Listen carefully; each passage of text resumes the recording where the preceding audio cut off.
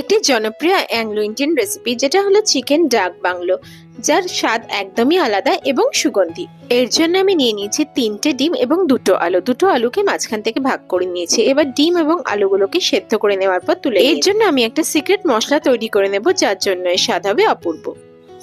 দারচিনি, এলাচ, লবঙ্গ, গোটা গোলমরিচ, জিরে, ধনে এবং জয়িত্রী। 3 থেকে 4 মিনিট মশলাগুলো কম আঁচে ভেজে নেওয়ার পর আমি প্লেটে তুলে ঠান্ডা হতে দেব। ঠান্ডা হয়ে গেলে মিক্সিতে ঘুরিয়ে এটার একটা মিহি পেস্ট বানিয়ে নেব।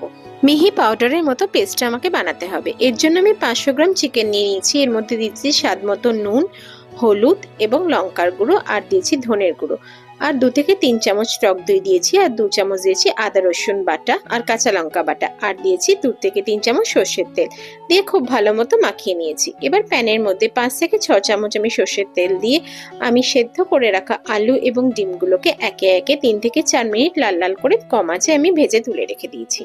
ডিম এবং আলুগুলোকে তুলে রাখার পর এর মধ্যে আবার 2 চামচ সর্ষের তেল দিয়ে 1.5 খানা কুচনো পেঁয়াজ আমি দিয়ে দিয়েছি। তার মধ্যে দিয়েছি গরম মশলা যেরকম আছে এলাচ এবং দারচিনি। 1-2 মিনিট কম আঁচে নেড়ে নেওয়ার পর এর মধ্যে দিয়েছি স্বাদ মতো নুন, হলুদ, লঙ্কার গুঁড়ো এবং ধনের গুঁড়ো, আর 1 চামচ আদা রসুন কাঁচা লঙ্কা পেস্ট। তারপর আমি সবকিছু একসাথে ভালো মতো 5 থেকে 6 মিনিটের জন্য কম আঁচে নাড়তে শুরু করে দেব। ততক্ষণ নাড়বো যতক্ষণ না এর মধ্যে থেকে তেল ছেড়ে দিচ্ছে এবং মশলা থেকে কাঁচা গন্ধটা দূর হয়ে যাচ্ছে। হলুদ, লঙ্কার গুঁড়ো এবং ধনের গুঁড়ো এখানে আমি কমই দিয়েছি মশলায়, যেহেতু মাংসের মধ্যে আগে থেকে মেশানো ছিল। এবার ম্যারিনেট করা চিকেনগুলো সব এর মধ্যে দিয়ে দিয়েছি এবং ভালো মতো নাড়তে শুরু করে দেব। এর মধ্যে দিয়ে দেবো 2 খানা আমি টমেটো কুচিয়ে রেখেছিলাম। দিয়ে সবকিছু একসাথে ভালো মতো নেড়েচেড়ে আমি মিশিয়ে নেব। 2 মিনিট কম আছে নেড়েচেড়ে নেওয়ার পর এর মধ্যে বাটি ধোয়া জলটাও আমি দিয়ে দেবো এবং লো টু মিডিয়াম ফ্লেমে আবার নাড়তে শুরু করে দেবো। এই পদে চিকেনের সঙ্গে আলু, পেঁয়াজ, আদা রসুন আর হালকা মশলার ব্যবহার করা হয়, ফলে ঝাল না হলেও স্বাদে ভরপুর হয়। এবার 5 থেকে 7 মিনিটের জন্য কম আঁচে ফুটিয়ে নেওয়ার পর এটাকে আমি ঢাকা দিয়ে আবার 5 থেকে 7 মিনিটের জন্য কম আঁচে এটা আমি হতে দেব।